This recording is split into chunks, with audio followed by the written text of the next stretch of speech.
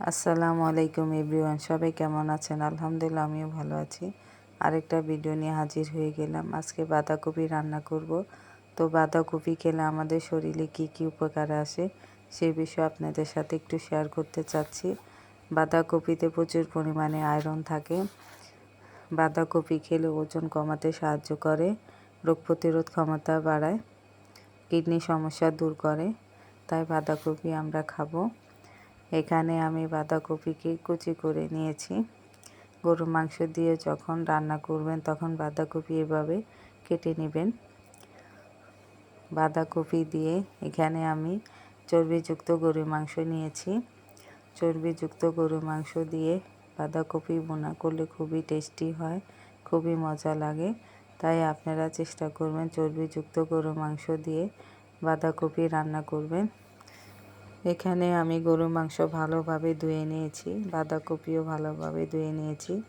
এখন আমি লাকড়ির চুলা গরুর মাংস বসিয়ে দিয়েছি। লাকড়ির চুলা গরুর মাংস রান্না করলে খুবই টেস্টি হয়, খুবই মজা লাগে। আর এখানে বাইরের পরিবেশটা আজকে খুবই সুন্দর। গরুর মাংস রান্না হচ্ছে লাকড়ির চুলা। মুয়াজ নাচানাচি করছে, ওর কাছে খুবই ভালো লাগছে। লাকড়ির চুলা যখন রান্না করি মুয়াজ খুবই খুশি হয়। ও দাঁড়িয়ে দাঁড়িয়ে দেখে আর নাচানাচি করে। ওকে মাস্ক পরিয়ে দিয়েছি যেন নাক দিয়ে ধোঁয়া না ঢুকে, সেই কারণে ওকে মাস্ক পরিয়ে দিয়েছি। আর এদিকে আমাদের বাড়ির সামনে সাজনা গাছটা অনেক বড় হয়েছে, দেখতে খুবই সুন্দর লাগছে। আর সামনে দিয়ে আমাদের যাতায়াতের রাস্তা দেখা যায়। এখন লাকড়ির চুলায় রান্না হচ্ছে বাঁধাকপি গরুর মাংস। আমি এখন ভালোভাবে বাঁধাকপি গরুর মাংস কষিয়ে নিচ্ছি। গরুর মাংস বাঁধাকপি যখন রান্না করবেন তখন পানি দিবেন না, বাঁধাকপির পানিতে গরুর মাংস হয়ে যাবে। বাঁধাকপি থেকে প্রচুর পরিমাণে পানি বের হয়, তাই পানি দেওয়ার কোনো দরকার নেই। বাঁধাকপির পানিতে গরুর মাংস আপনার রান্না হয়ে যাবে। এখন ভালোভাবে আমি কষিয়ে নিচ্ছি। এখন আমি গরুর মাংস আলু দিয়ে দিয়েছি। বাঁধাকপি থেকে প্রচুর পরিমাণে পানি বের হয়েছে, সেই পানি দিয়ে আলু সিদ্ধ হয়ে যাবে।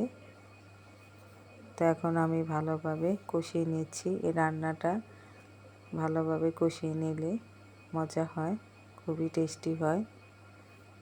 লাকড়ির চুলার মধ্যে গরুর মাংস রান্না করলে খুবই ভালো লাগে।